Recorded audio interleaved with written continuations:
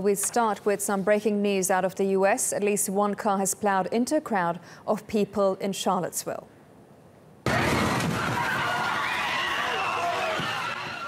It isn't yet clear whether the incident is connected to protests taking place there. The crash involved 3 vehicles and multiple injuries have been reported. Charlottesville police said in a statement on Facebook that they, together with Virginia State Police, are on the scene in the city's downtown and investigating the cause of the crash.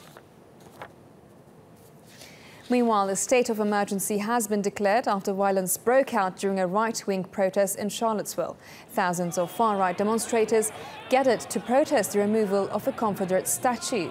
The protesters clashed with opposing groups, including demonstrators from Black Lives Matter and Showing Up for Racial Justice. Heavily armed riot police have been called in to disperse the protesters. The events highlight a persistent debate over displays of Confederate symbols from the US Civil War. And TRT World's John Brain is in Justice Park in Charlottesville, Virginia, where groups of armed alt-right protesters are there. He joins me now. So, John, explain to us what happened.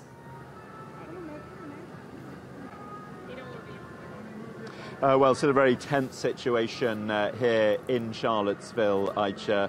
You can maybe hear the police helicopters circling above, and many of the streets here have been sealed off after several hours of sporadic violence between the self-declared white nationalists and the counter-demonstrators who'd come to protest against their presence.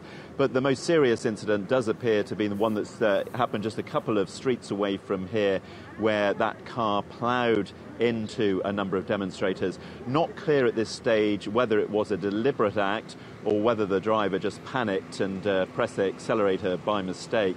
But multiple casualties there. That area has been completely sealed off while the police treat the wounded. But there has been fighting in various parts of the city throughout the day. Fist-to-fist fightings, rocks being thrown, and the actual rally itself was called off before it even began. The state of emergency was declared and the police cleared protesters out of the park where it had been due to be held and dispersed them at other parks in the city. But as I say, it does remain fairly tense. And what's the atmosphere like at this moment?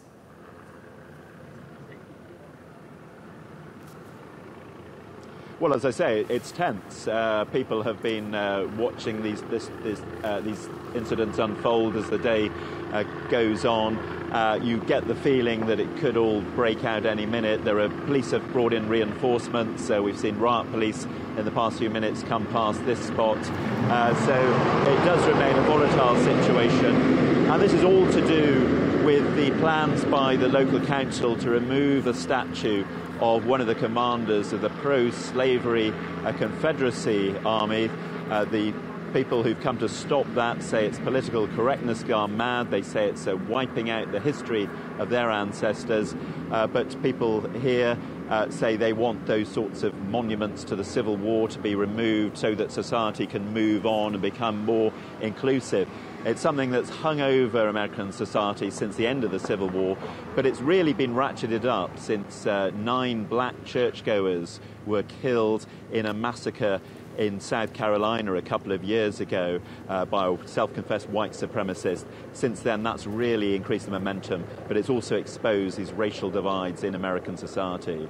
John, you said there are multiple injuries. Are they critical? Have they been taken to hospital? At this stage, Aisha, it's too early to say. The incident only happened a short while ago. As I say, the police and emergency services are at the scene now. We'll hopefully have more news on that later, but at this stage, it's too early to say. Well, thank you very much for that, John Brain there.